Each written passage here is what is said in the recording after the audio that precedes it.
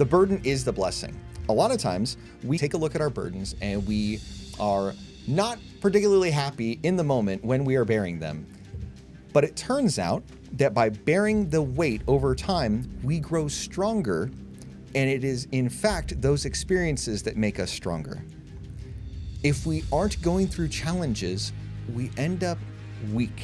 I'm an Amazon Prime Walmart grocery pickup mom. I don't have chickens. I never want chickens. Like, I never want any of that. My daughter bakes, and that's great, but no. Well, I think that doesn't make Not for compelling me. content is really what the deal is. Exactly, like doing a ho-hum thing. 'Cause like, you've got, that's like, cute and idyllic and whatever, but actually it does not personally appeal to me at all. Leadership isn't about being thanked. It's about how you are remembered, right? Because nobody's going to remember what you ate last Tuesday, but they are going to remember the character that you portrayed yourself to be and whether your actions were in line with that character. And then when they say, well, it's just like the whole thing about men's mental health. Who cares? Yeah, nobody cares. Nobody cares about you. Sure. This is also, especially in the thing of little boys, why the participation trophies, like, they're the most toxic thing ever. So no matter what they're doing, when they are leading massive organizations, everybody in the organization is depending on their leadership, on them doing the thing so that customers are served and so that employees are paid.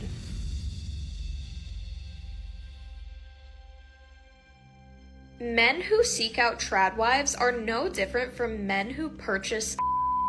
What is a man gaining whenever he has this trad wife? He is gaining somebody who is going to tend to the house and who also will be his personal buddy whenever he wants to have with her.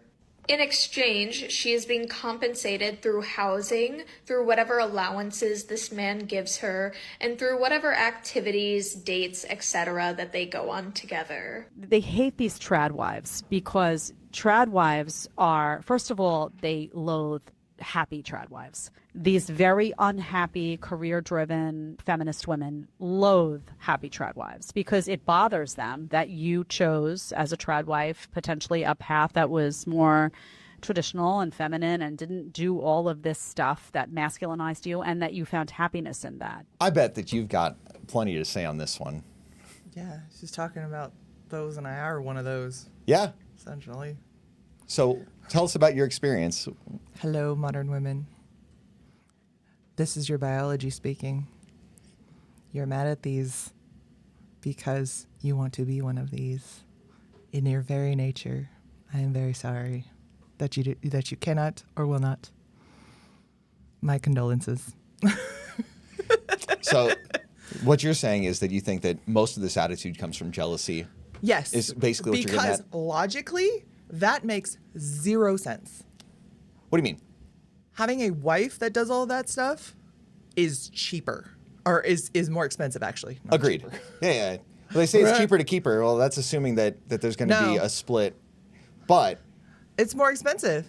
You Sure. might as well, especially if it's like in exchange for what? yeah, Oh, access. yeah. Go If get that a was all that go it get was, a hooker.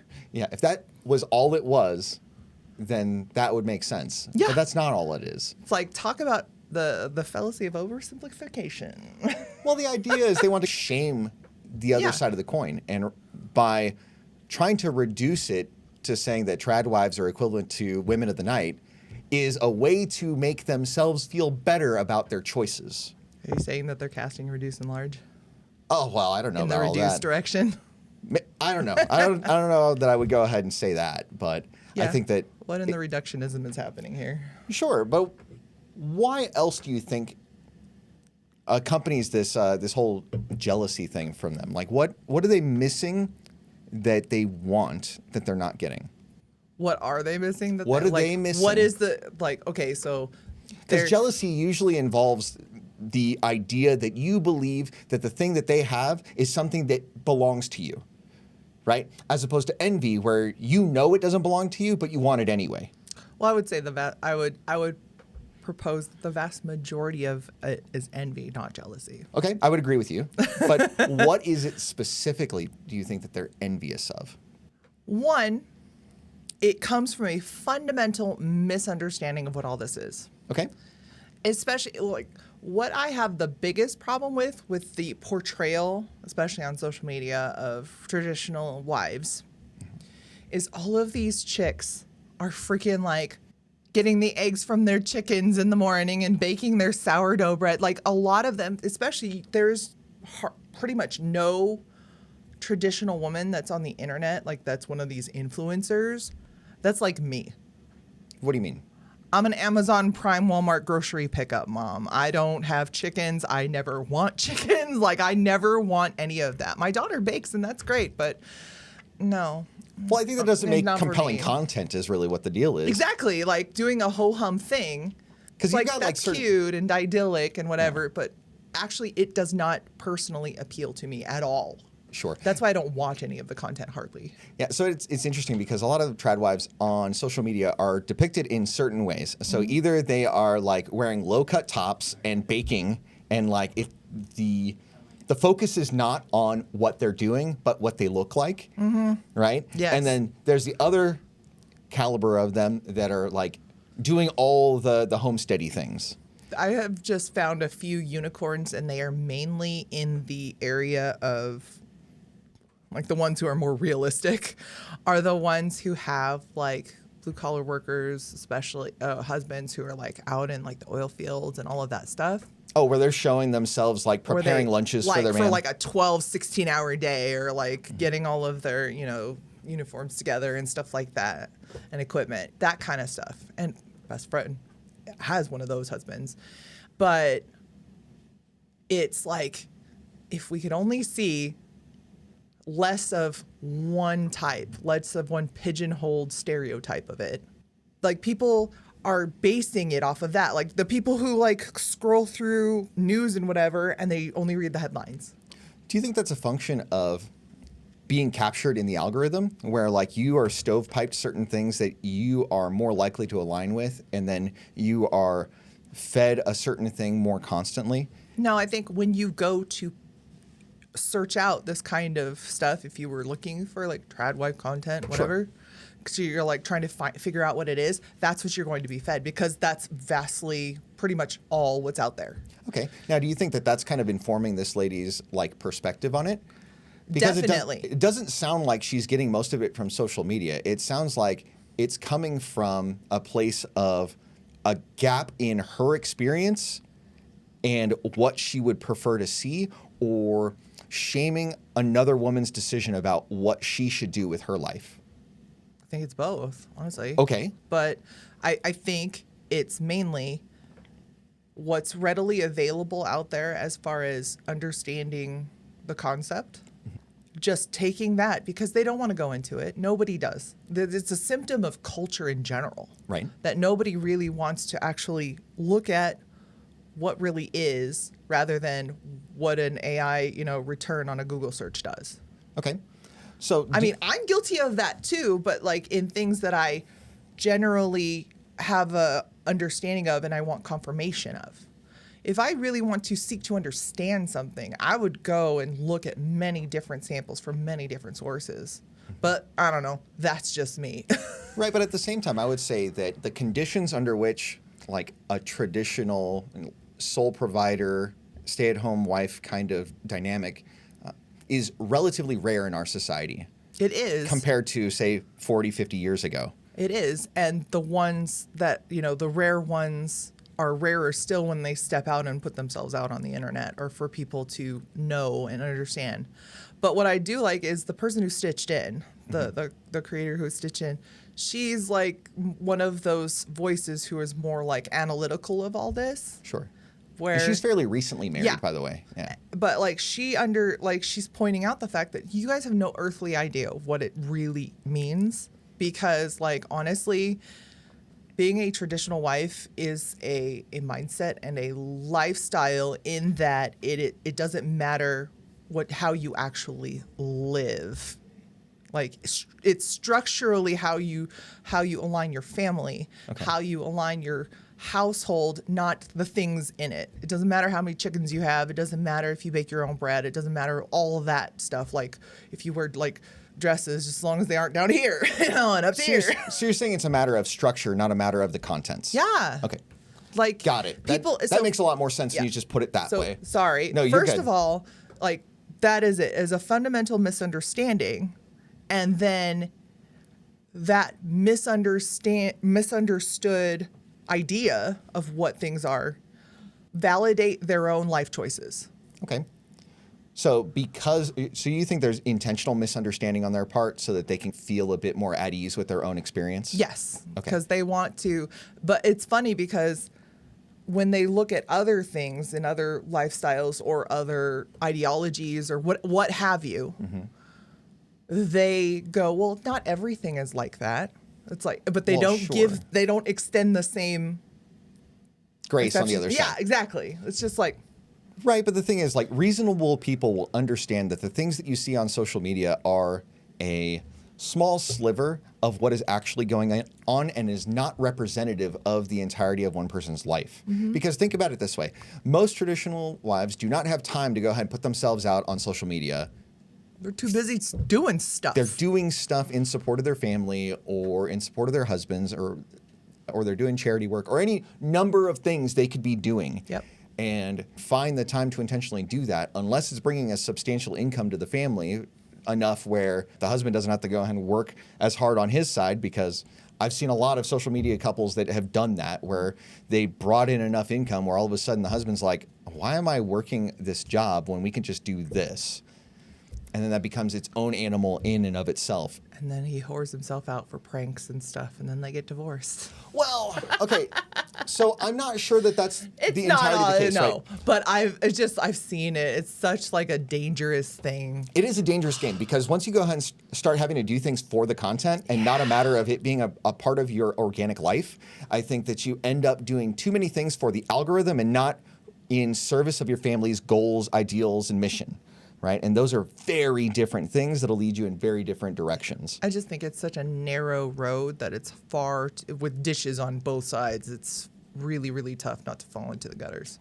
Yeah, and you'd have to have one couple that I think does this pretty well is there's an older gentleman that is married to a younger woman, and like he'll just say the most crass things, and then she'll like smack him and be like, "What are you doing, Michael?"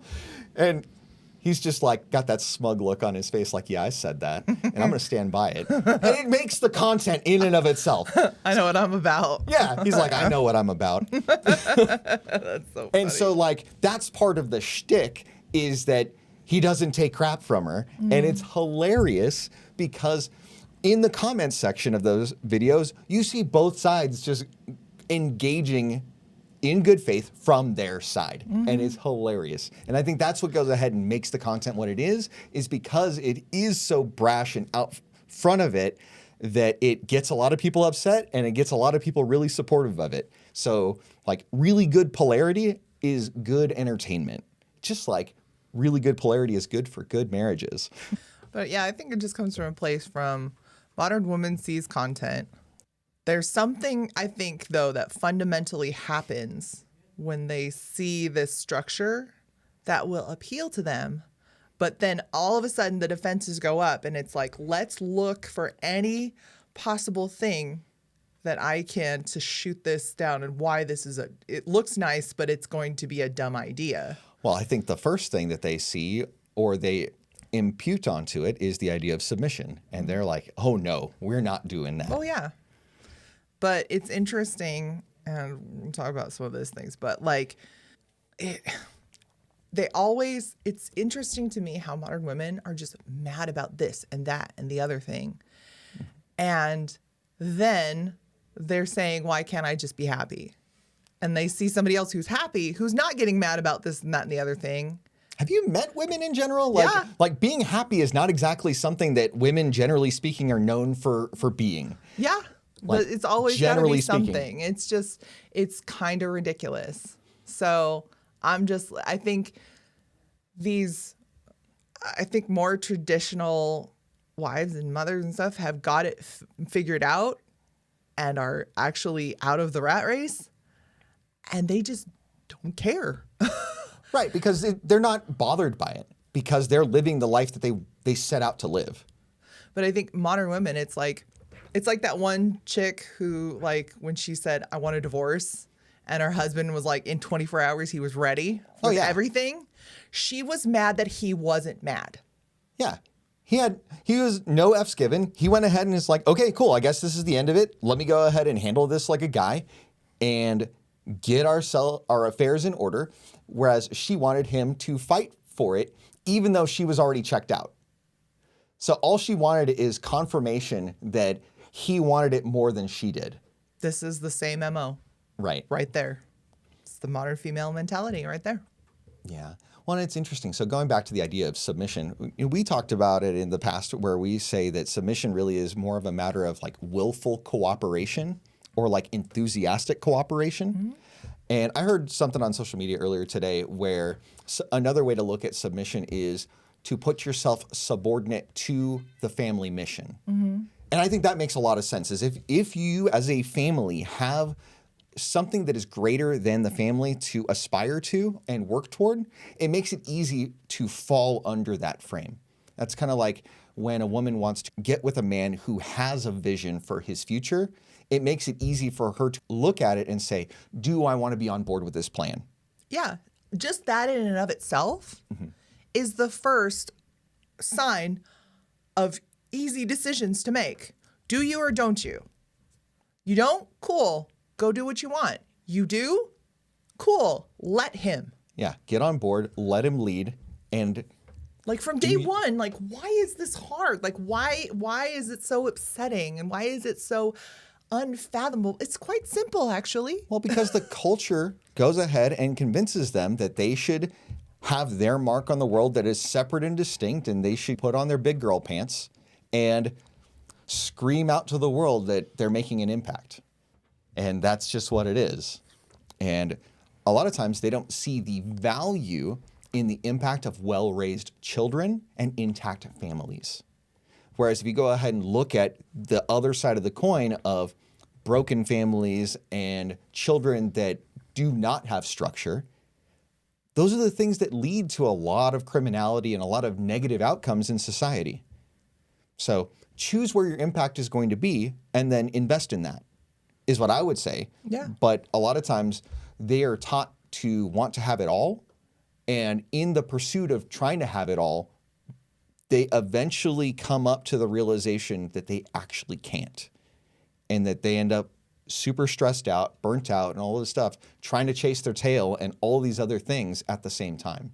Yeah, this right here is a confrontation in a very real and raw way that their way of doing things, their mentality that they've been brought up with, and that lie that they've been sold that you can have it all is being met with a brick wall of, you don't qualify for this. Oh, yeah. Okay. So that would go ahead and rustle their jimmies a lot. And I think that's why this is so inflammatory, so incredibly inflammatory, because otherwise they would just be going, oh, it's okay. Just live and let live. You can do your thing. I can do my thing. But everybody is stepping into our lane and saying, here's and you're, why don't you wake up and see that you're being oppressed? And why don't you see that this is abuse? Blah, blah, blah. Oh, like, the smile on her face is abuse. Like, the fact that she gets to, like, take everything on a lot less brash pace and the crazy of the world is widely mitigated by this bubble of leadership that, yeah, abusive. Shut up. Well, sure. Shut up. It's only abusive if you go ahead and are indoctrinated with the idea that leadership and patriarchy is inherently evil. Mm-hmm. And that's kind of a precursor to that ideology. You have to see things that way in order for you to buck against everything. Don't get me wrong, there's exceptions to everything. Not every guy is equipped to be the leader of his family, which is why we encourage men to take on their mantle of leadership, which is what we're talking about today. Yeah, because so many men can do this. They can. They just, one, either don't know that they can or have not been equipped to know that they can, to even know that they can. Sure, and then the other side of it is there's a number of men that are unwilling to put in the work. And that's just a sad commentary. That's a non-starter. Well, okay. Right. But that's a sad commentary on our society, whereas in times past, it was a given. Yeah. Right? This Like, is what you do. For example, in the Bible, Paul will go ahead and tell the people, be a man. And they knew what that meant. He didn't have to explain it for several paragraphs. He just had to tell them, be a man. And the implication is they knew exactly what he was talking about, or enough that they can go forth with that and follow along as they ought to, right? Whereas nowadays we have so many different disparate ways of looking at masculinity and manhood and all this other stuff that people are just confused. And they're like, okay, well, I need to be super sensitive and I need to be brash and brave, but I also need to be super duper sensitive and vulnerable with everything. It's like, Half of that's true. right, but there's so many conflicting messages that I can understand why younger men can get really confused, especially if they're not brought up in an environment that is well structured, that has a strong man as the head of the household to show them how to be. Yeah. Right? So here we go. You know a little bit of something about that. Know a little something about how that works. Bit about that. All right. I think we tapped that one pretty good. You have tapped that hard. I'll tap it later too. All right. Yeah, with you. Michael. Yeah. Daddy! No, Brett, you can't run out there yet! You can stay right here! Brett, stop! Stay I love you! Daddy!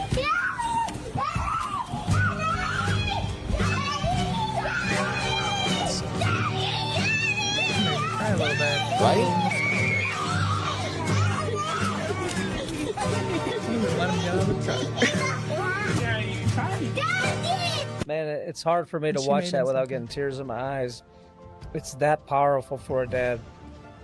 You know, we battle. We go out into the world. We're providing for our family. We give everything that we can to put a roof over our family's heads and provide great vacations and things. And to be so celebrated when we come home. Wives, you have the power to let your kids know and start up this habit of celebrating dad. Boy, when you celebrate dad, it doesn't matter how hard his day is. If he comes home to something like that every single day, he's like, man, I will fight this fight for this family. If he comes home to contention, he comes home to kids that are like, oh, whatever, dad, and maybe the wife's like, whatever. It's hard to get up to what I need to be the champion that I was desired to be. And so, ladies, I really do encourage you in this. Tell your kids, hey, dad's coming home, let's get excited. Jump into his arms and make it amazing for the champion. Yeah. That's a wonderful message. Reminds me of pretty much every time I come home, the two littles just run up and go, Daddy, Daddy, Daddy. And it is the best. I would say the only second to that is you coming and greeting me close to the door. That's like, and both of those things are wonderful gifts. What you don't get to see that I get to see is the pregame show. What's that? Because you call me and tell me, hey, I'm on my way. Do you need anything? So I go, and, you know, sometimes it's heads and tablets that are, and I tell everybody, but the little kids, I was like, hey, dad's on his way. Daddy? It's like, you know, the dog from Over the Head. Play? Yeah, that. Yeah.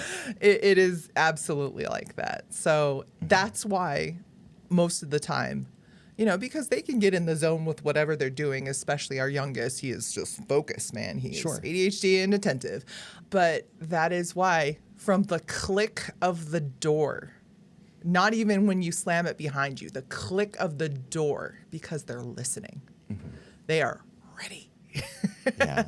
And they come tearing down the hallway. It's so fun. That hallway has made it a lot of fun, I think. Yeah, that is really interesting. And it's one of those things where, like, even the older children, like, I'll take the time to go find them. Yeah. And say hello to them. And normally it's, even though they're older teenagers, they still can see the value in things going on. Yeah, they don't ever, I don't think, I mean, it's probably really rare because nobody's perfect, but I don't think they ever just go, hey, Dad, how you doing? Yeah, No. it was fine. Yeah. they, at least when they can, because we're all video gamers. So, at least when they get an opportunity, they will look at you. Yeah, they'll put their thing down and they'll go ahead and give eye contact and provide a proper answer and all of that. And to my knowledge, we have never verbally taught that. No. I have when I talk to, like when I trained the big kids, when they had friends over, that they are to like at least look at them when they come in, or if Greet it's my the guests friend, and all of that. But definitely if it's like a whole thing where we're having guests, I'm like, they're coming, get up, sit there. But at least, if it's somebody, even like my best friend comes and her kids aren't with her. Sure. But you're training proper hospitality in that Yes. context, right? Whereas I would say that in the context that we're talking about right now, I think that we have modeled behavior for them. Yes. In the way that we interact with each other, right? Is when you come up and speak to me, sometimes I'm doing something and I need to go ahead and get it done. Yeah. And I'll say, hey, Give me a minute. give me a minute. I'm going to finish this up and then we can go ahead and talk, right? Or if it's something not important, I'll just put it down and be like, hey, how's it going? It's so great to see you, Yeah. right? It's like, it's just interesting. That's like, we never taught that. Well, you It's teach just- them by yeah, the way that you modeling. conduct yourself, right? Like, we've just modeled it, and they've caught on. That's part, and it's become ingrained in our family culture to the point where I don't even think we've actually addressed it either with the little kids, but they've just done it. Sure. And it's interesting because, like, even in social situations where we've received several compliments on the way that our son conducts himself in public, where I would introduce a gentleman to my son and then vice versa, to go ahead and shake the gentleman's hand and address him with eye contact and, Yeah. a proper introduction. And just that act alone is something that is rarer and rarer in our society. And that shouldn't be a high bar. Yeah. But in our society now, it is a progressively higher bar just to make a solid first impression on an introduction. Whereas that was a skill that was readily practiced in days of old, right? I remember I would teach him to shake a man's hand, look him in the eye, and say, hello, who are you? How may I have your name? If he wasn't like properly introduced, like if he was just meeting somebody, kind of like the early part of service in church, if we're going ahead and, hey, everybody meet somebody new, that kind of thing, as opposed to like a more formal setting where formal introductions are in order. Yeah. Yeah. So I love that it's a thing that we've just put into practice with each other. It's spilled over. But really, and he did say specifically, ladies, make this a ritual. make it a priority. Yeah. To just, like, we are so glad you are here. Because even just saying, we are so glad you are here, it communicates we are so appreciative of what you've done out there. Right. Well, and it's one of those things where the husband may lead the family, but in a lot of ways, the wife adjusts the temperature. Right? And if she is adjusting the temperature in such a way that it is warm and inviting, it leads to much better outcomes for everybody. I'm like, you want to know what happened at this house? Oh my gosh. Well, you were at your job. Yeah. That's crazy. Yeah. And most of the time it's like 6 hours of watching TikTok and 2 hours of actual like conflict in that circumstance. Where it's just like, come on. Like, really? That's the kind of energy you want to bring right away in the first 5 minutes? Yeah. Can you not give them a minute? I mean, there have been times, definitely, many, many times where I've wanted to just like, oh my gosh, but does it really have to happen right there in the first 5-10 minutes? Like, does that need to be a thing? Does it even have to happen in the first 2 hours? Well, and if it was that time sensitive, why wouldn't there be a phone call? Yeah. Text message, something, be like, hey, just heads up this, especially for gentlemen who have like, an hour-long commute in traffic. Oh my gosh. Like, please give me something else to think about, something. Yeah. I'm already, hyped up and stressed out anyway. It's like, give that, here's the update, right when he gets off work, just put the update in a text message. Yeah, That would be really cool. I honestly didn't have, when that was a thing to be had, you were in a skip, so I could only reach you by like email. So, Yeah. and text message really wasn't a thing. It was like we were still working on like T9. Yeah, that's fine. But yeah, I think that's probably a pretty good practice to just like lay it all out there. And especially because you're just brain dumping it into a device. Right. And you can just put it down and then be like, this is on hold. This will be handled. Cool. Enjoy this right here, the face to face. I think that unfortunately, a lot of times when a woman will bombard her husband like right away, it is indicative that there are other things going wrong in the marriage. Yeah. Right? Normally, it is some kind of way to knock him off of his equilibrium to like manipulate other circumstances that are going on. So to me, that is a signal that there is instability in the home in a lot of areas. It's a big indicator that this ain't right. Yeah. But either way, even if you do have a lot of concerns and blah, blah, blah, doesn't need right now. Especially because you will be more receptive.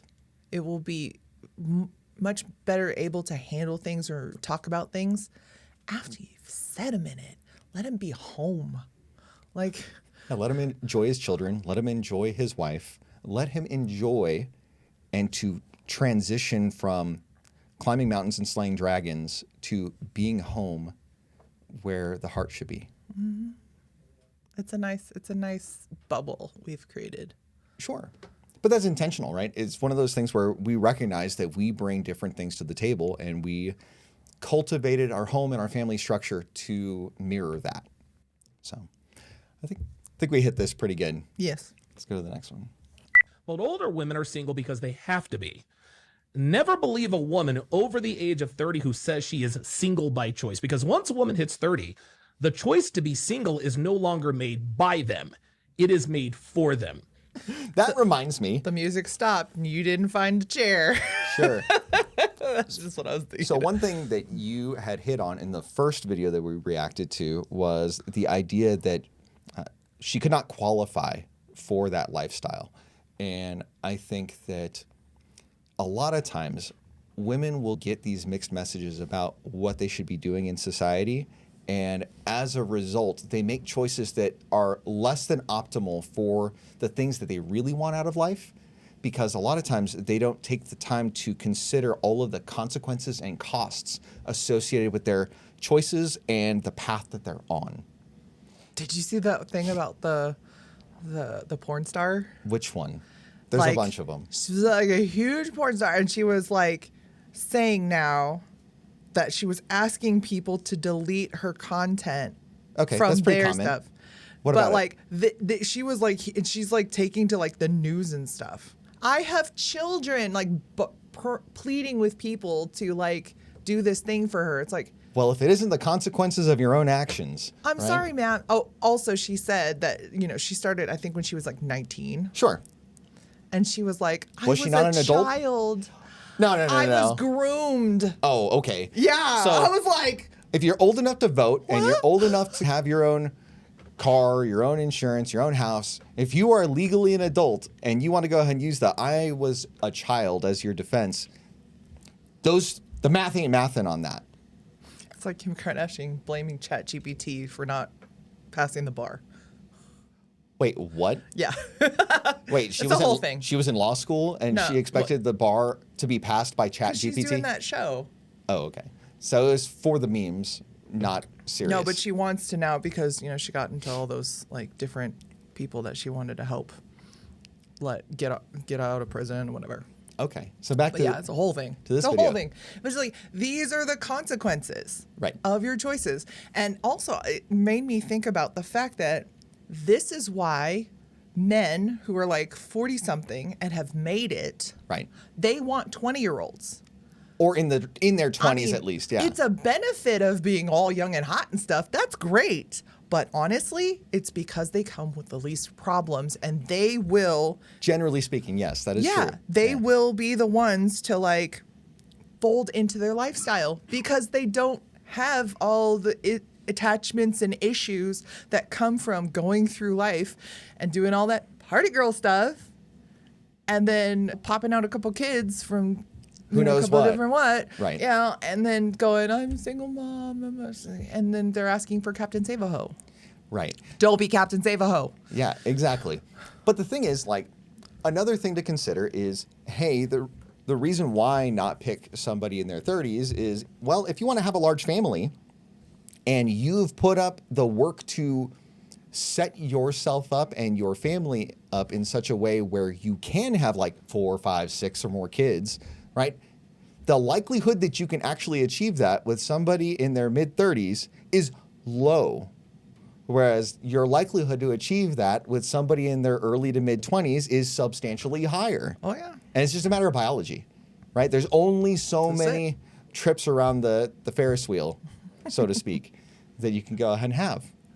Yeah, it was funny. That just made me think about that age disparity and all the 30-somethings whining about these men their age and a little older they want children. It's like, no. Well, that's a shaming tactic, right? Because we've discussed in times past where, like, it takes a lot longer for guys to be truly attractive to women than it does for women to be attractive to men. Mm-hmm. It's just one of those things where guys have to build themselves up, whereas women just need to maintain themselves.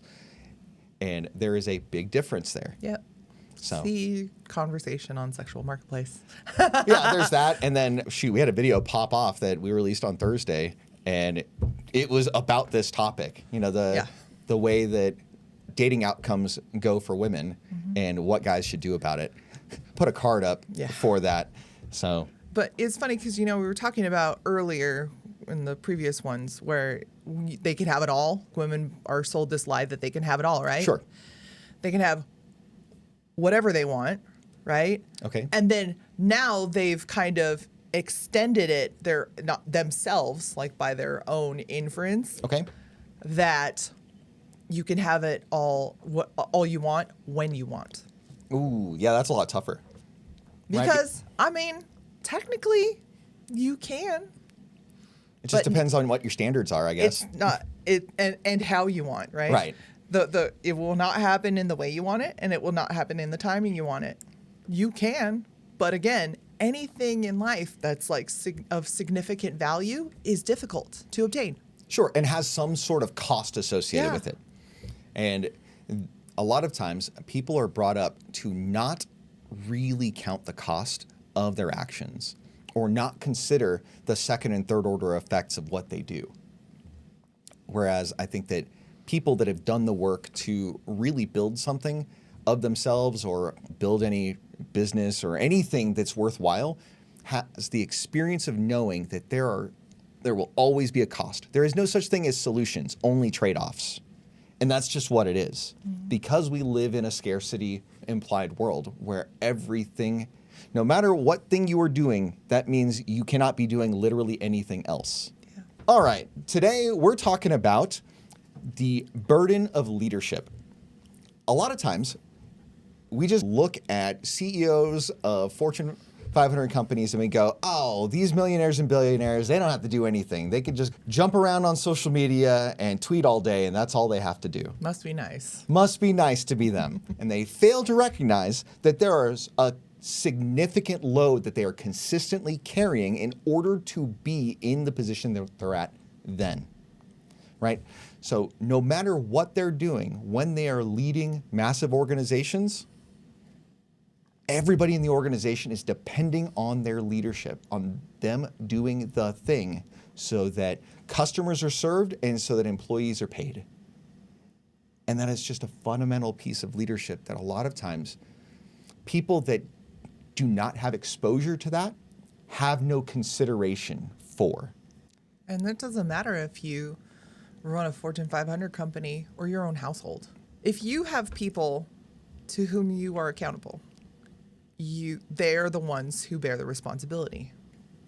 The ones who are accountable? Yeah. Okay. And if you have people under you to whom you have a responsibility, it doesn't matter if it's your own kids and your wife, or like thousands of employees and anything in between. Mm-hmm. Anything which you are in a position of leadership, there's a burden there. Sure. Well, it's interesting because a lot of times our culture will go ahead and say that people that have responsibility should handle their responsibilities and not worry about what level of authority comes with it. I would say that in a family structure, if you have responsibility, you also should have that corresponding authority, because without it, it's just slavery. Because if you're responsible for doing these things and nobody can be depended on to respond to your call and direction, then it's basically muzzling the ox while he's threshing. And that just doesn't go very well. That's the kind of thing that'll go ahead and suck a man's soul from him and leave him as an empty husk over years of having a brutal, nagging wife, as opposed to having the supportive wife that is coming to him when he comes home and the children running to him. Those are very different dynamics. Like rot in his bones. Yeah, that's what it says. I think I've read that somewhere. I think I've read that somewhere. Yeah. So the idea is that though every man may want the title of captain, few men are willing to pay the price, because it is a real price and it takes time to build something of yourself, to build a boat, to plot a course, and to learn to sail. Those three things take a long time for guys to get right.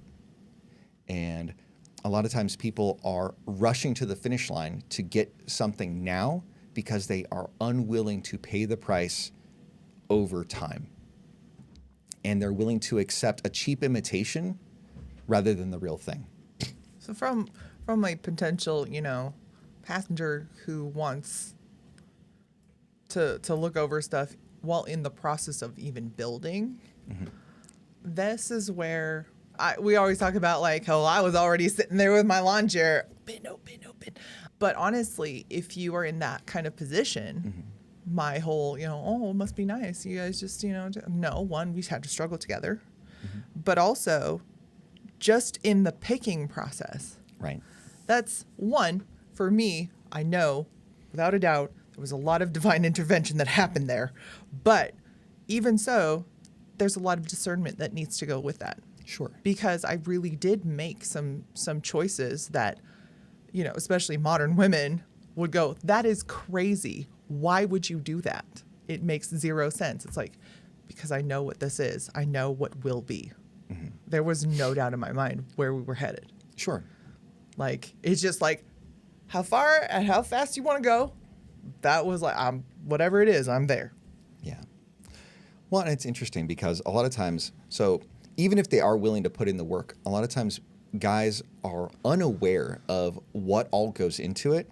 And oftentimes, the idea of leadership looks glorious when you're standing on a stage or when you are receiving the praise of those around you, but they don't see that oftentimes it means that you eat last, you sleep little, and that you bear the blame first. Right? That's the highlight reel that they're watching. They don't see all the rest that took to get there, and they just fast forwarded. Well, it's just a matter of how you build yourself up. And if you're willing to put in the work, put in the time, and build yourself into a consolidated man, you are much more likely to be able to bear the mantle of leadership in such a way that brings honor to yourself and to your family. And that's just a reasonable thing to be doing. But in our culture, there's very little patience for that. But honestly, yeah, if you have people see your highlight reel and even see you at 4 hours, 4 minutes and 30 seconds, like at that one timestamp that it looks easy in a 30-second clip of ho-hum anything, that's when you kind of know that you're doing it right. What do you mean? Like a duck paddling kind of thing. Okay, where you look very calm on the surface, Yeah, it's but then like, the paddle is going crazy underneath. That's so easy for you. No, it's not. But you're doing it so well that people don't know. They have no idea. Or that could be it from the start, right? And then eventually, as you bear greater burdens, as you face greater trials, and like you strength gain training. experience, Yeah. over time, that struggle evaporates because it takes higher levels of struggle and stress to throw you off your game. Yeah. Like, honestly, even you 10 years ago, what you deal with day to day would probably break you. Yeah, it's very difficult. The stuff that I do now Definitely is 20 years ago. well, 20 years ago, I was not prepared for anything compared to what I do now. But the thing is, that is the way that life works, is that men find a craft and hone their craft over time, and they find various challenges.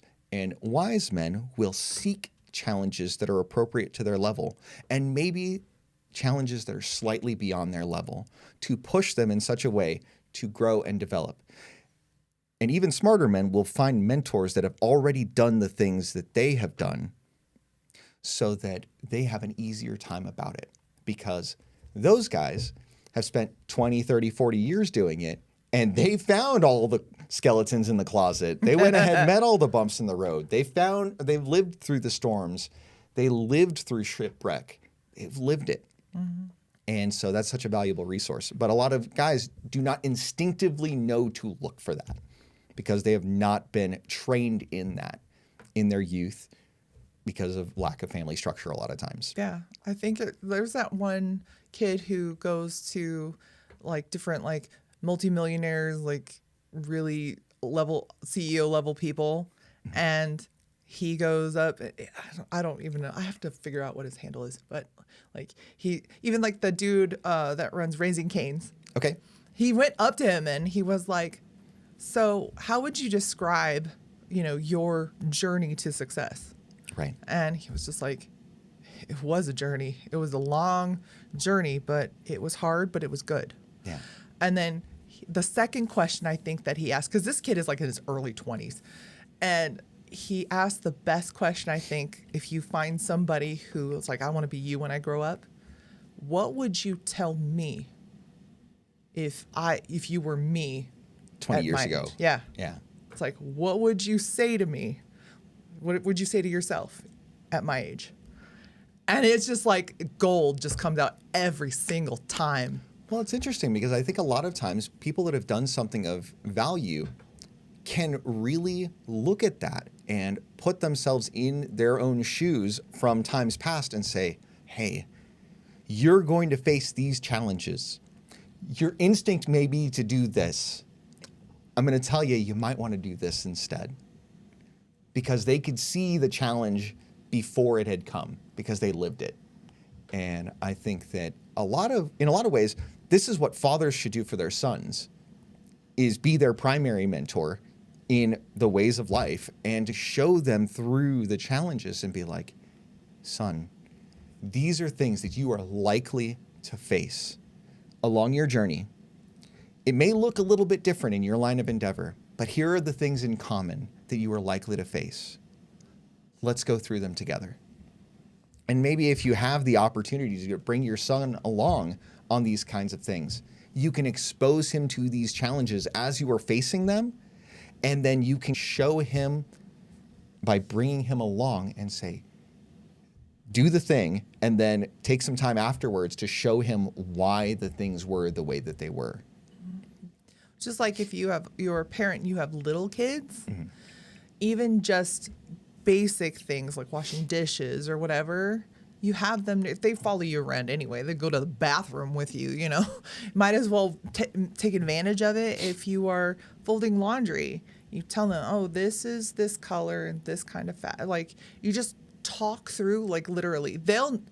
If you don't do this, they give you the play-by-play of what you're doing anyway through their eyes. Right. You might as well explain or talk them through different processes. When they're little, they'll never forget it. Our youngest daughter is still my little laundry buddy. Anytime she sees me doing laundry and she's not doing anything, can I help you? And I'm like, oh, it's going to take twice as long. It doesn't matter. 1, she wants to spend time with me doing this. 2, she wants to learn. Mm-hmm. And that is the best thing. And I am so happy that our sons especially get to see you go through and you want to take them along. Mm-hmm. And it makes me so proud to see it's going to make all the difference. And I see even our oldest son, he's watching. Yeah. He is definitely watching, and he's paying attention. Yeah, and it's interesting because he's getting pretty close to an age where I can bring him into a different quality of challenge and bring him to a point where he has some exposure on his own to things so that he is to stand on his own 2 feet and face the challenges with some backup, of course, like in case I'm not going to let him fall off a roof or anything, right? But controlled challenges to start so that he can gain confidence through experience and then face bigger challenges. Because my desire for my sons is to put them in a position where they are further ahead of where I was at their age. And I think that in a lot of ways we have prepared them for that. But in some ways, I am somewhat concerned that maybe their life has been too soft. And that's the other side of it, is that what comes on the other side of strong provisioning is that you need to manufacture challenges, right? Because the challenges associated with a rough life naturally present themselves over time. Whereas in this case, I do not want him to be a squishy marshmallow going out in the world to be a lamb. I would much rather him be a young Simba that is getting ready to take his place in the circle of life. That's what I would prefer for him, rather than going to be a lamb to be slaughtered. So we went ahead and got into the general idea of, hey, leadership involves sacrifice. Leadership involves putting yourself last a lot of times. But let's go ahead and talk through actual elements of what causes the weight to be what it is. So oftentimes, being the captain of your vessel involves being responsible for things like unseen burdens, having everybody's fears and expectations on your shoulders, and to bear the burden of the mistakes that you make along the way, because nobody's perfect. But as long as you are accountable to yourself and to your crew, people are more likely to be forgiving of mistakes that are made in good faith, right? Because it isn't about being lazy. It's about, hey, here's a call. This is what I saw. I made this calculated choice. It didn't work out this time. Here's what I'm doing about it. When you put yourself out there and provide your rationale and put yourself in front of your people and letting them know what's up, it is much easier for that captain's leadership to be respected. Whereas if you go ahead and do something in the shadows and you just try to hide from it and hope that nobody notices, that's when people get caught up, because then all of a sudden something comes out of the closet of like a skeleton, and then they're like, they lose respect for that man. Mm-hmm. And it's interesting because just like having the duck deal where you look like it's smooth, but you're going ahead and facing all your challenges and struggles underneath the surface of the water, nobody congratulates you when things are going right. But if you're the kind of guy that is like fronting to be something that you're not, they'll be very quick to tear you down when you fail. Whereas if you are struggling to go ahead and keep things going and you succeed in a major way through the trial, that's when you're more likely to see people come alongside you and say, I only saw a part of what was going on, and I just wanted to let you know that I appreciate what you do to make this happen. And those words will mean so much in that time just after the trial, because a lot of times there is nobody really equipped to come alongside you when the struggle is going on in the moment.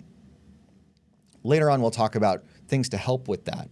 But these things all culminate in consistent pressure for a leader. It's like you're wearing this weighted vest when you're going ahead and doing everything. You don't have the freedom to just do everything and anything that you want because you have responsibilities that you bear. And a lot of times, people won't see it. It's important for people to not see it if you can help it as much as possible, because you also don't want to inspire pity from the people that you lead. You want to inspire confidence from the people that you lead. Yeah. Also, again, we've said, vulnerabilities and stuff, there's the potential human nature is human nature. And, it could be weaponized against you. Oh, absolutely. That's why But- you need to be careful who you vent to. Speaking from experience, it is a very, especially if, you're worth a damn, but it is a special, but almost like, I feel like super honored that to have a front row seat to like when that weighted vest comes off at night and you're like, oh, that looked painful to take off. That it's just like, then it's like that subtle thing where the cost, where you can see it. Sure. But again, you're very careful. You have to be very careful who you kind of share that with, who's around. Right. Because a good one will just be like, it's amazing what you do every day. I don't even know how you do that. Yeah. Well, and it's interesting because it's not about like collecting glory. It's about enduring the race a lot of times, where it's interesting how succeeding in almost any endeavor usually involves just not quitting, which is really the interesting part. Yeah. Is like a lot of times you'll do something and along the path of 10,000 hours for mastery, you face all these trials and tribulations. And it turns out that just by not quitting, it sets you apart from so many people. It is wild how just continuing to endure is a mark of character development in so many ways, because it forces you to go ahead and grow and dig deep for the things that maybe at the outset you didn't know that you had in the first place. And I think this is more of a common thing like at the beginning of one's journey and less common as you have gained substantial experience. It takes more and more significant things to knock somebody off their game. Going back to the idea of like not venting and all of that, it's often very lonely at the top of an organization because you truly do not have peers within the organization to share your burdens with. And so when you are leading and you have no peers, you are not afforded the grace associated with being on the lower levels where you could just talk to your coworkers about stuff. Because a lot of times the things that you are concerned about are so beyond what's like in their headspace that it's just not going to land anyway. And all it does is reduce your influence and reduce your capability of connecting with them in the times that you need them to do their part.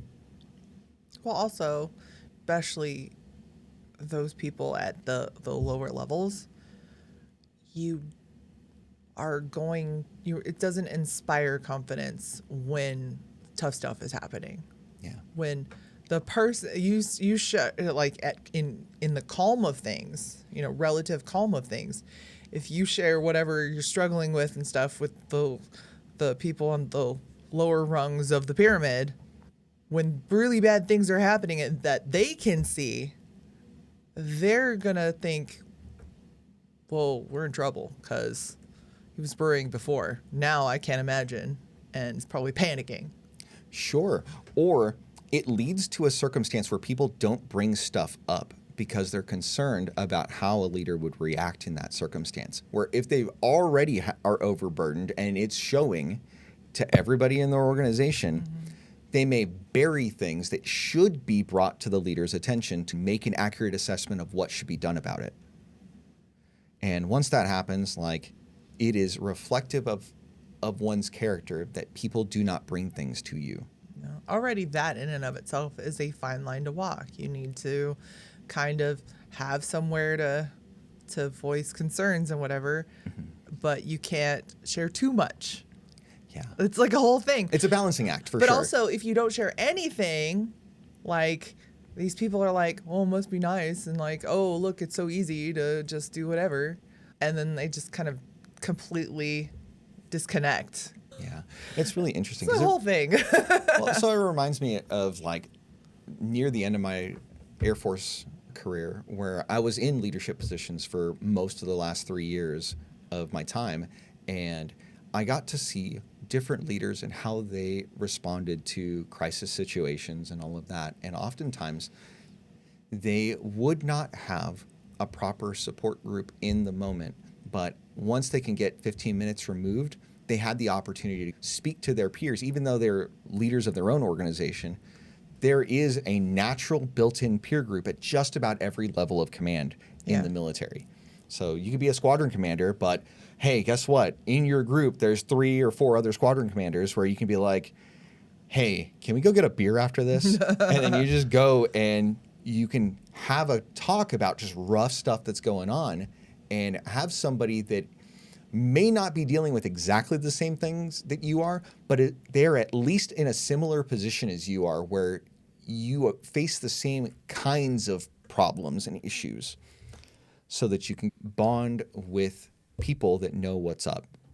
So even though it's lonely within your own organization, it's important to be able to reach out in other areas of your life. Now, we talked about how it is really lonely at the top, and that when you are the captain, you kind of like give up your autonomy to be able to fall apart. And that's just rough sometimes to like wrestle with that. And to know that by taking on the mantle of leadership, you lose the right to break down. And like, don't get me wrong, it can happen from time to time, but it should be relatively rare. It shouldn't be something that's a common occurrence, because then you're going to face consequences along the way for it. So let's go ahead and move on to the idea of the illusion of control.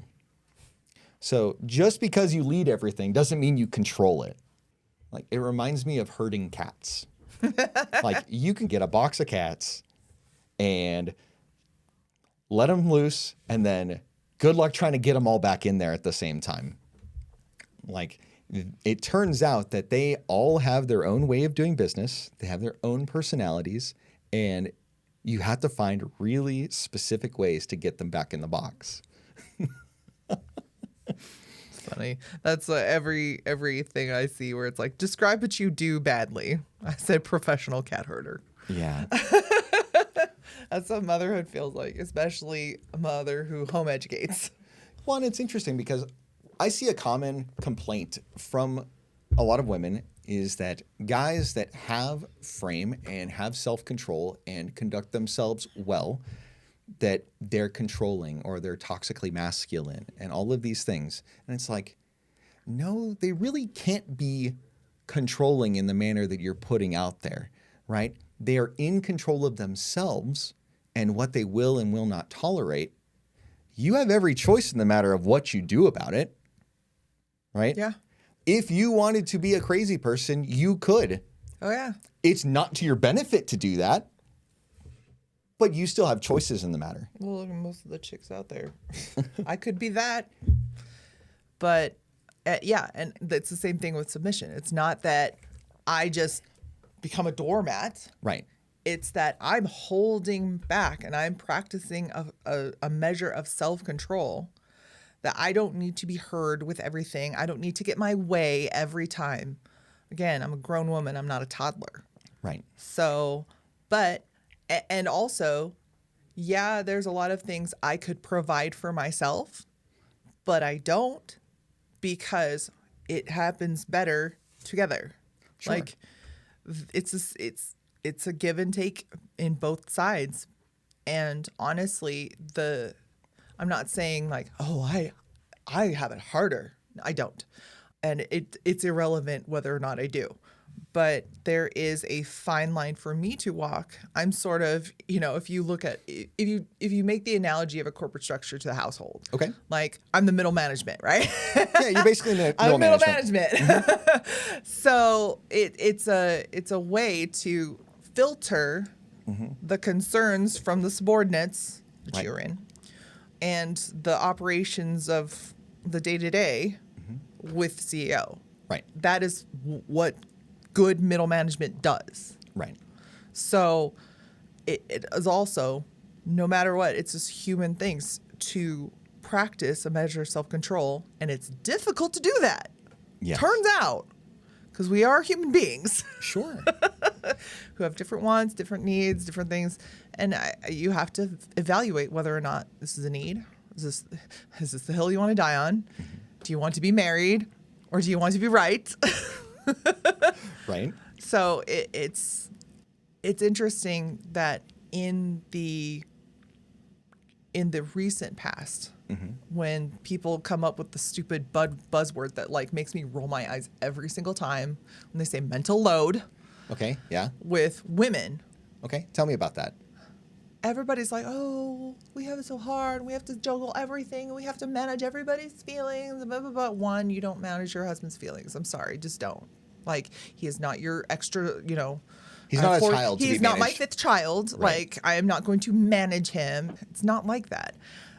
But you do have to kind of work to mitigate other people's feelings, and that is my work. That is why this whole thing where women are taking on this leadership role, that's why they want all of the power to control everything and none of the and none of the actual consequences from missteps. Sure. Because we aren't built for this. Right. We aren't meant to carry this. But this whole mental load thing is like, oh, women have it so hard, blah, blah, blah. And they're just like harping. And then when they say, well, it's just like the whole thing about men's mental health. Who cares? Yeah. Nobody cares. Nobody cares about you. Sure. This is also, especially in the thing of little boys, why the participation trophies, like, they're the most toxic thing ever. Yeah. It's one of those things where you're trying to like That's what you're supposed to do. make them feel better about not performing to an elevated standard or an elevated level to actually achieve something. So it gives people like a fake panacea as an alternative to genuine success. And so you don't want to say that they're losers, but you want to give them a little token so that they don't feel bad about not being the winners. Right? And it's just They're subtle winners. they're subtle winners on the inside just by participating in the first place. But that's what goes ahead and makes weak men, is when you give them the cookies for not doing the work. If the man's doing the work, give him the cookies. Like, seriously, right? He's earned them cookies. But, Not go, that's what you're supposed to do. right? But then a woman like, I adulted today. Give me cookies. Yay, cookies. No actual cookies, not those cookies. What are you talking about? I'm not talking about that. But anyway, so it's interesting that you bring up the idea of like being allergic to accountability.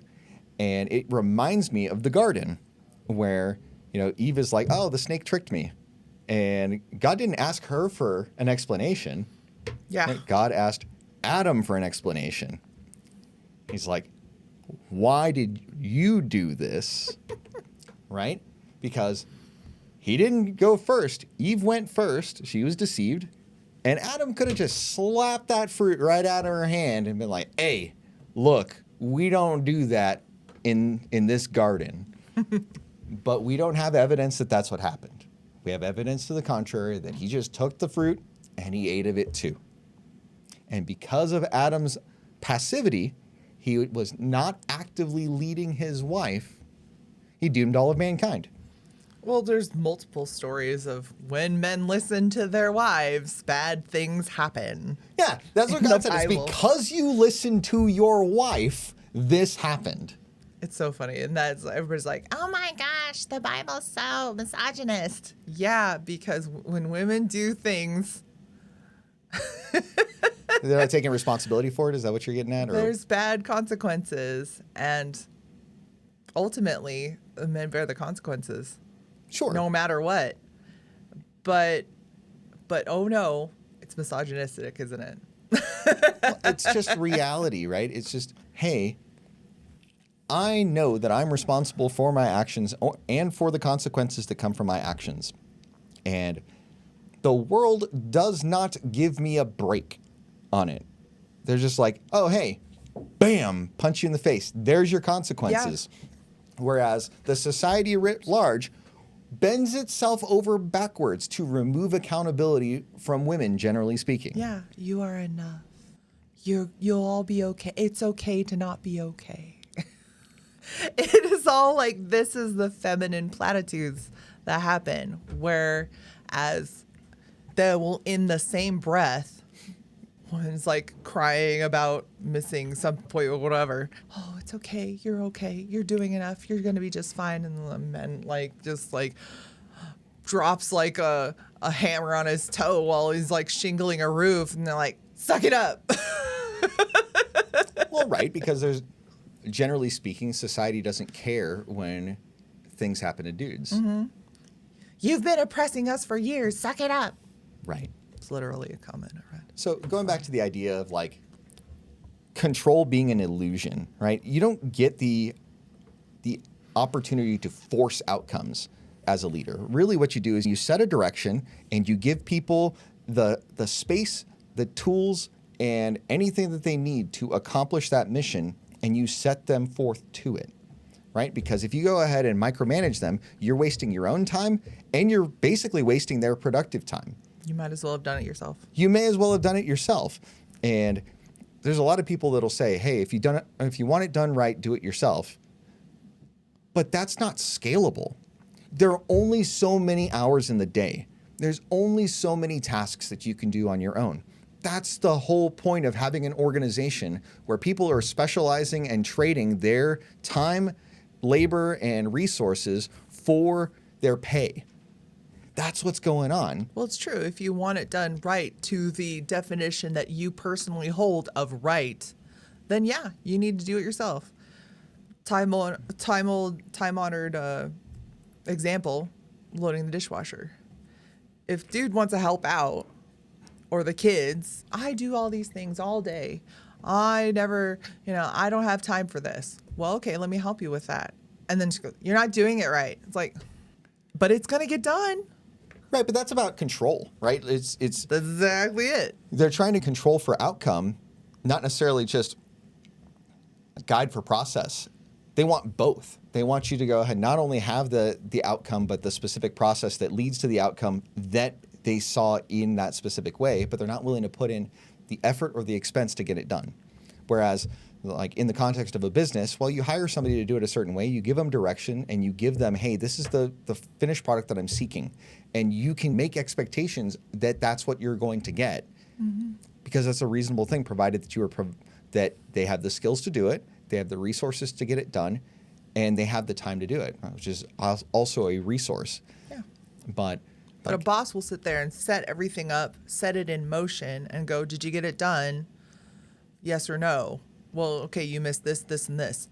And then that's it. It's like you get madder and madder until you fire them, right? They don't meet standards. That's a way to do that. That's a boss. A leader will see, hey, this is how I want it done. This is the procedure. I'll train you how to do this and let you go. If it's not being done to task, it's like, okay, try again. Okay, if not, what do we need to change in the process? What are you seeing, boots on the ground, to get this? Where's the disconnect is what you're trying to get. And you have them help you redefine what right looks like. Sure. That's leadership right there. That's a form of leadership. And sometimes there's a little bit of this and that, right? Where maybe they're just not following the procedure properly and they just need to be retrained on a certain task. Yeah. Like there's a whole variety of circumstances there. But the idea that I think that you're putting out there is that standing over them and watching them do the thing, once they've been trained, is not an efficient use of your time. And you're much better off helping them to be self-sufficient in their task. Right? But it's also not a rigid thing. Sure. You hold the frame, but you are able to make micro adjustments. That's leadership rather than just sitting there being a taskmaster. Yeah, and it kind of reminds me of being a captain on a boat and there's a storm. You can't just yell at the storm and say, hey, stop raining, stop blowing the wind in that direction. I want to go that way instead. It doesn't work. You can yell against nature, but nature doesn't obey your commands. It's like giving Yellowstone Park a 1-star review. It was raining that day. We were disappointed.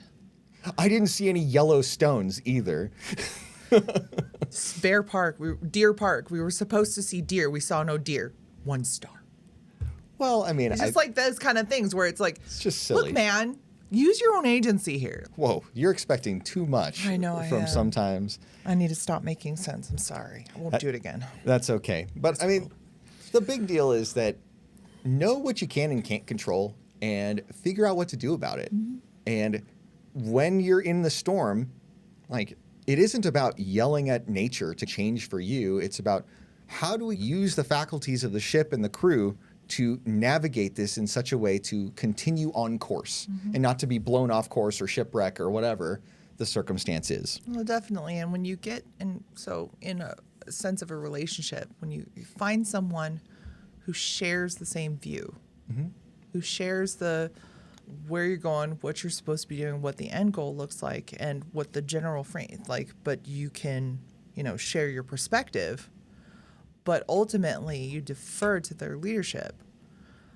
But also find somebody who understands the nature of what they do. You don't have to know have to know every facet of what you do all the time. No, but you can say 3 or 4 sentences and get across the point. Right? But I understand at least the magnitude of the things that you deal with, where I know when, something comes up and, we had to reschedule whatever or something like that, or we need something or other, whatever. I can field that stuff and know whether or not I can take care of it or really it does need to come to you. Sure. And I appreciate you taking the time to filter those things so that I can be free to do the other things that I need to do. Yeah. So it's like, I think just this week you had a dentist appointment and I got the text message. I knew when it was, or either that, or you give me the appointment cards and I write it in my stuff so that I can just, hey, do you remember? Because I noticed that you kind of struggle with where you were calling the people. I know I have an appointment. When is it again? Yeah, but that was years ago. And then we went ahead and picked up this process that you have now adopted. Yeah, that's the thing is I think a lot of women today would be like, you need to fix it. You need to keep track of your own stuff. Why don't you ever, and then just nag. Sure. Why? Just take it all in. I'm juggling everybody else's schedule anyway. And it's not a huge, woe is me. One, because we have a traditional marriage and household, but I think you're stumbling on subtly really good game for women, right? So I think it bears a small veer to really take this point and hit it home. okay. One thing that women can do to be really set apart from the common woman in society is to look at the things that are challenges to the man in your life and find a way to come alongside him and take some of the burden from him and to be a complement to his life. Because though it may seem small to you, it could be something that is incredibly relieving to that man. And by doing those small things over time, you ingratiate yourself to that man and he will get to be more and more attached to you. And you will be more and more valuable to that man and he will be less and less likely to want to lose you. This right here is the quintessential essence of what it means to be a helpmeet. Agreed. This is what we're talking. This is its everyday application right here. Awesome. So that was an unintentional gem. Let's move back into the idea of you can't control everything, but you can direct it. So one thing to hit home to parents out there is the example of the prodigal son. The prodigal son was raised in an environment where the father had given him the world and given him a solid example of how to live life and all of these things. And yet he still wanted to take his inheritance and go and do all the things, hookers and blow and all the things that are implied there. Yeah. And eventually he came to his senses and he is like, look, it is better to be a servant in my father's house than to do the things that I'm doing now. And though the father didn't push the son into that like depravity, the son had choices about that along the way. And even though the father provided him a solid example of how to live life, the son makes their own choices. So it's just like this idea of control and direction is that parents, we cannot force our children to be the people we want them to be. They have to choose for themselves what they will be and what they will apply themselves to. And if we are providing them a solid direction, we can be like the father of the prodigal son as he returns home, and we see him from the gates, and we run to him, and we put our cloak onto him, and we slay the fatted calf and celebrate his return. Because, yes, even though he made poor choices and decided to do these things, he knows that there is a place to return to. And these things are representative of the idea of leadership by direction rather than leadership by command. Because there's no way to force your children to do these things. They will make their own choices over time, for good or for ill. Yeah. And that's just a reality of it. Just like a husband and a wife. You cannot control every moment of every day of their lives. It doesn't make sense. It doesn't do any good for either of you for that to be the case. What you can do is you can set the boundaries and the frame of the relationship so that she can fall into that frame and know that she is safe and secure, and that so long as she is following along on the mission, that things are going to be okay. Mm-hmm. So the big thing to remember is that captains don't panic because they're not trying to control the storm. They don't panic because they are commanding themselves, and that when they keep themselves and their wits about them, they are much more likely to be able to give sound commands to the crew so that they can do their part, so that they can survive the storm. And unless a man has been tested over a period of time, it is unlikely that when that challenge comes up that is beyond his capability, that he'll be able to stand up to it. This is like quintessential, talking about the storm and how you manage it and all that stuff. Right? This is like quintessential Stoic philosophy, honestly. Okay. Because Talk a little bit you about are that. practicing the virtues of self-management. Right. And self-control, self-ownership. So, because you cannot control everything without, but you can control your reaction and your actions in the hereafter within. That's exactly what you do. And that is how you get to the highest good, and the best way of living is to practice the things that help you manage oneself. Right. Let's go ahead and talk a little bit about the weight of sacrifice in terms of leadership, right? So we talked about how you can't control for everything, and we talked about how there is emotional weight in leadership, but there are essential sacrifices that have to come along with the burden of leadership. And no one can pay that price but the leader himself, because the buck stops with him. And I remember that during my time in the military, it was traditional for the person in command to eat last and to make sure that his men got the opportunity to eat and to have their fill so that they can accomplish the mission. And that if there wasn't any left, then that's okay. We can miss a meal from time to time. But it was important that the men had the ability to eat and to have their fill, because without it, They're doing the work. yeah, they're the ones that are doing the work, right? And so they need the fuel to get there. And even if it's something like rest, like I remember there were a lot of times where, we had this grueling exercise that was going on, and people are just like pushed to their wits' end. And it was essential that other things got done. But I took the time and I was like, look, y'all have been hard at work all day. Take a break. I'm going to handle this. I'll take it from here. And like every now and then, one or two of them will stay back and help out. But that was never the expectation. The expectation was that I understood that I had responsibilities and I wanted to ensure that they had rest, because I knew that in a little bit of time afterwards, that they would have to work hard again. I can get up and do it all over again. Right? And without proper rest, they wouldn't be able to be effective to do the thing that they were supposed to do. Right? So the bottom line is, oftentimes we carry emotional weight, we carry burdens so that others don't have to. Right? And it allows people to go ahead and specialize in the places that they have for themselves.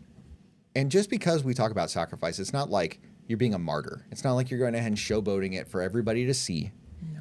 The idea is that you are taking that measured risk, that measured sacrifice that is a matter of endurance, because like some of these prices have to be paid one way or the other.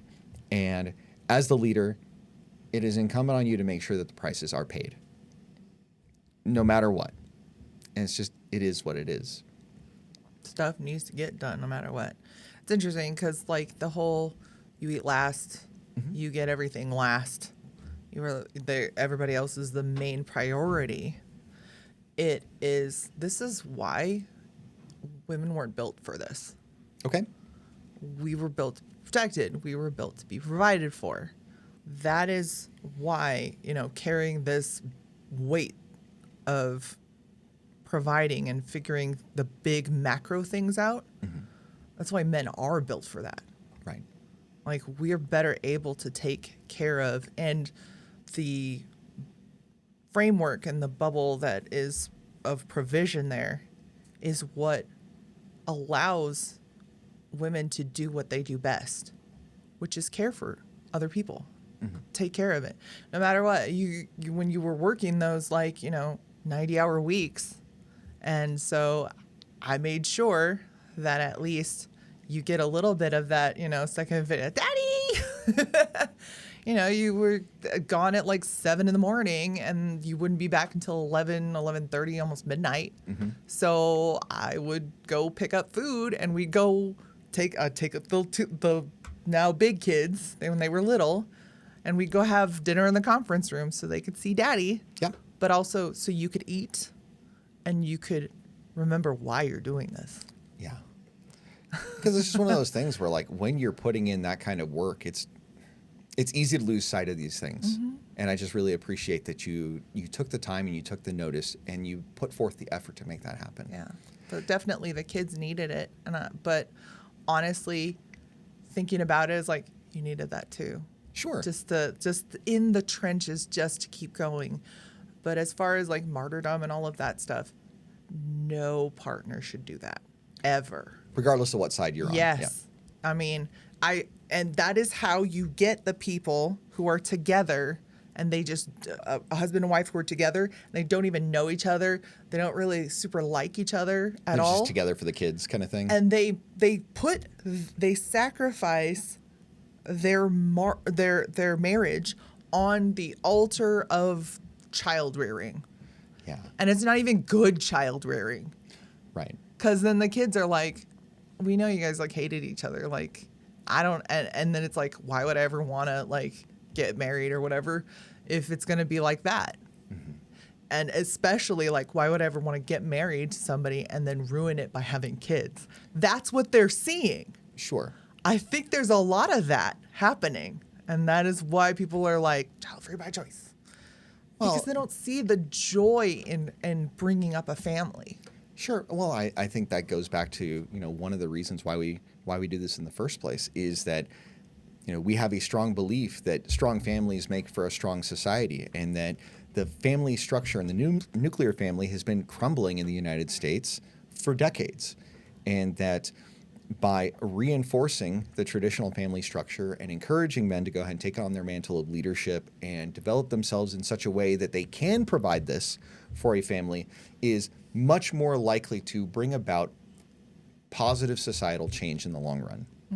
It takes work. You definitely have to manage these. You have these big priorities. We want to home educate our kids. We want to maintain our family ties. We want to maintain a good, strong marriage.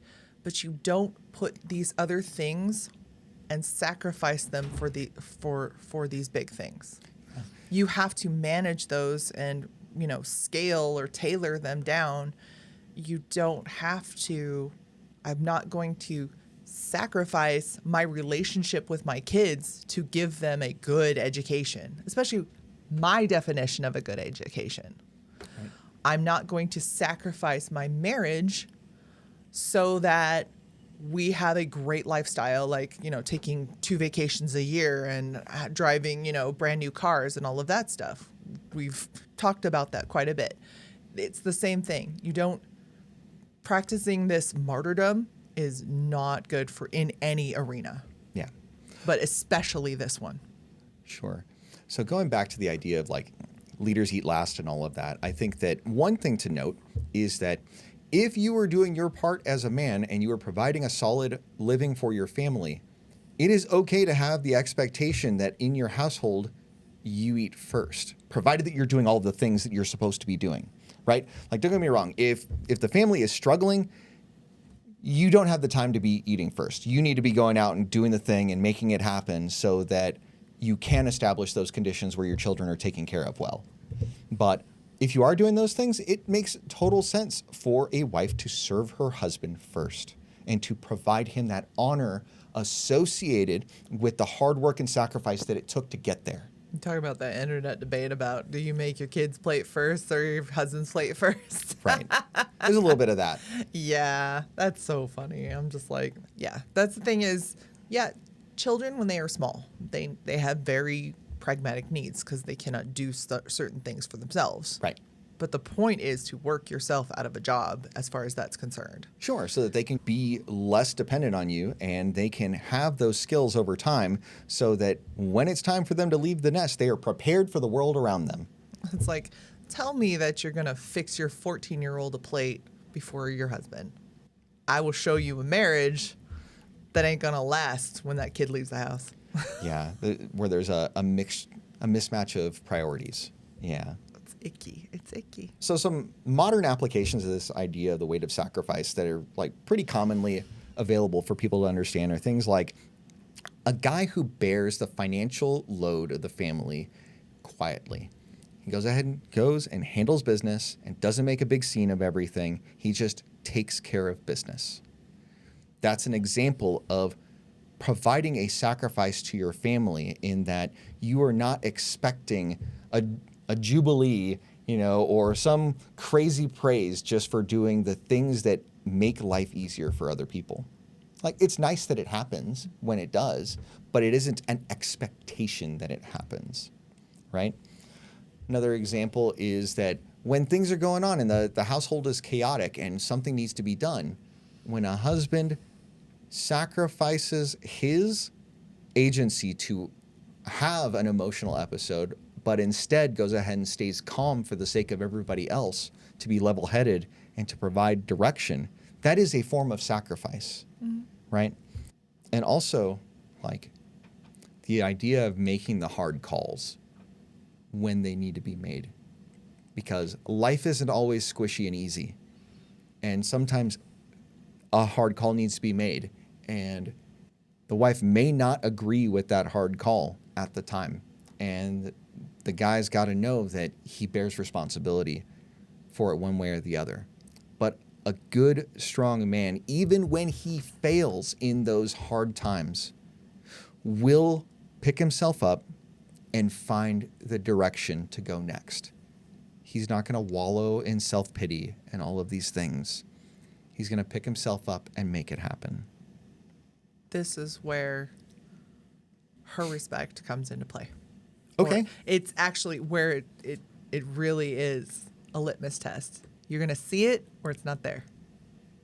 Yeah. Because if she respects you, you know that, like, when you make those hard calls, it's okay for her to be upset about it, but she isn't going to rail and throw a tantrum and all of that stuff. She just, okay. Mm-hmm. It's like, are you okay? It's like, I will be. Just give me a little bit. Sure. I'm going to go pout about it for a minute.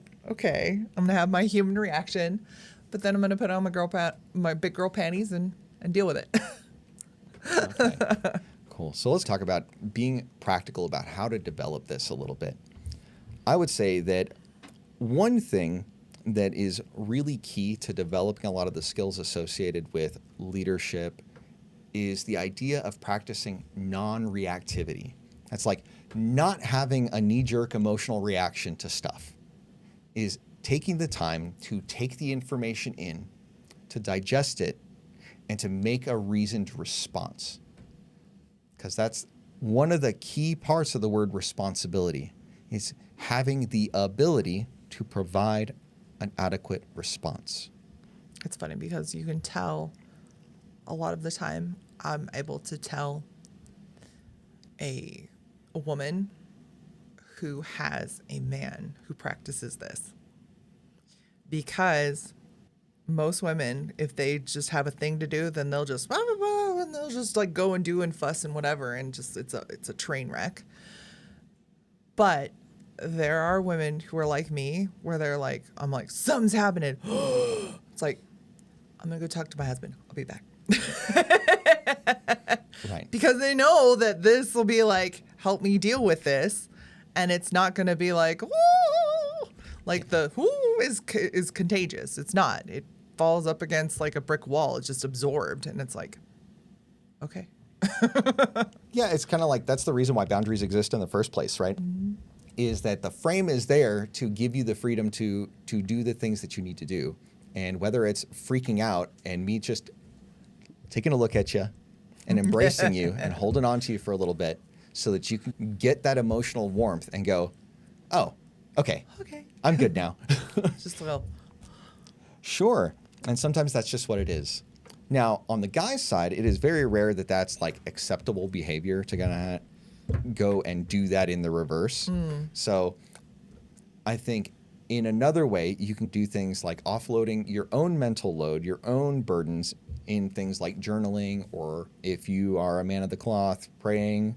If you like believe, as I do, that there is a God and that he does care about us, then I can go to him and bring my problems to him. And a lot of times there's guidance and there is comfort in that ability to offload my burdens onto him because he's there for me.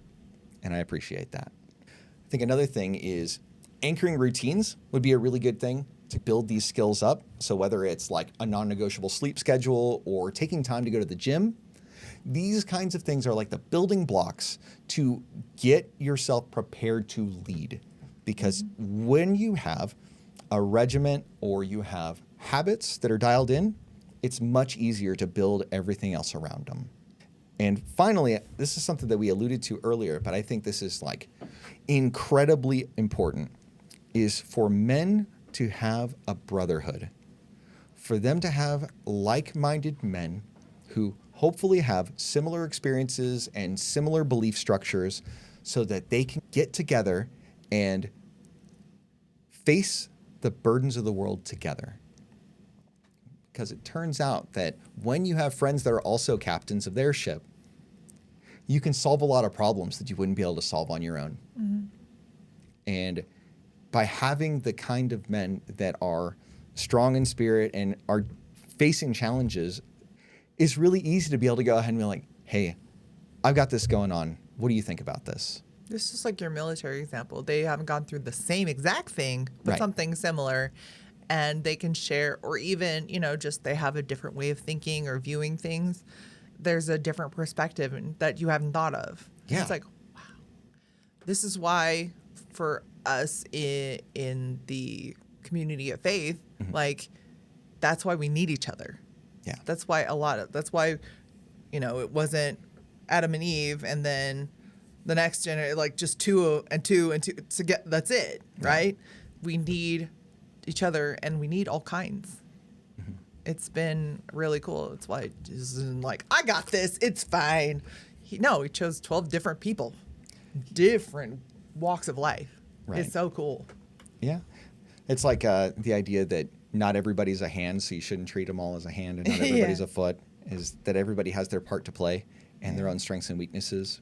And it turns out that by bonding together in community, that things are a lot better. It's the same thing in a brotherhood. It's just like a slightly different application. That's what I love about dudes, like groups of dudes. They just want to see each other win.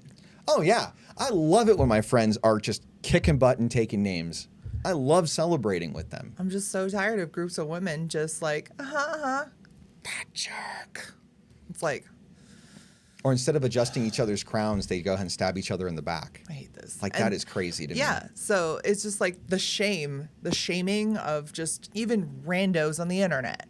It is just like, really? Just people who are doing things right, who are happy, they'll still find a way to like shame something about them. Give it up. Isn't it exhausting? Yeah. All right, let's go ahead and land this plane. Sure. All right, so some things to reflect upon in closing are the idea that the burden is the blessing. A lot of times we take a look at our burdens and we are not particularly happy in the moment when we are bearing them. But it turns out that by bearing the weight over time, we grow stronger.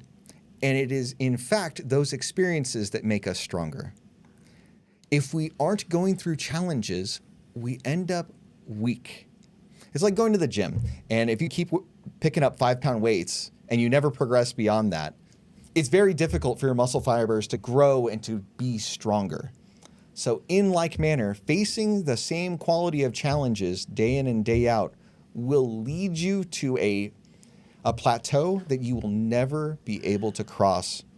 Or if you do cross it, it's because you've just stubbornly held to it, but it's going to take you longer and longer. It reminds me of like role-playing games where at some point you go ahead and you fight a certain class of monster and they're just no longer challenging for you and they stop awarding the same amount of experience. Yeah. But, or if you're in a D&D campaign, it's just like, we're just going to hand wave this. It happened. We're not going to like spend our time with all this nonsense. Yeah, that's why I like milestone leveling instead of like experience leveling. You know, a little aside. Anyway, the ship itself does not remember the storm, but the crew that are on the ship remember how the captain conducted himself during the storm. And oftentimes, it is the man's conduct that is reflected, not necessarily the crisis. And that's really interesting to me, that will reflect upon a man's actions rather than the context around which the actions happened. Yeah, this is, I think, when you are at a lower level than a certain individual and you work with them enough where you see, like, I'm thinking of like the employees in our business. Like they see the kerfuffle that's happening, that's coming up, and you're like, but they see how you deal with it. Sure. So they not only see that things and nobody else, like customer base and whatever, they just see what's on stage, right? Sure. But these guys are waiting in the wings, watching how you handle it. Right. They see what kind of person you are. Yeah. And it is that kind of like backstage view behind the curtain that I think is really special. Mm-hmm. I think it's cool. Yeah. And I think the final point to hit upon is that leadership isn't about being thanked. It's about how you are remembered, right? Because nobody's going to remember what you ate last Tuesday, but they are going to remember the character that you portrayed yourself to be and whether your actions were in line with that character. So, audience, if you feel the weight, it's because that you were there to bear it. If you bear the weight over time, you will get stronger. You will get to be more skilled. You will make things happen. I encourage you to find a group of men to be among, to share your burdens, because life is hard enough as it is for us guys. And it is much easier when we can share our load with other men that are striving for more. Thank you so much for watching. I hope you have a fantastic day.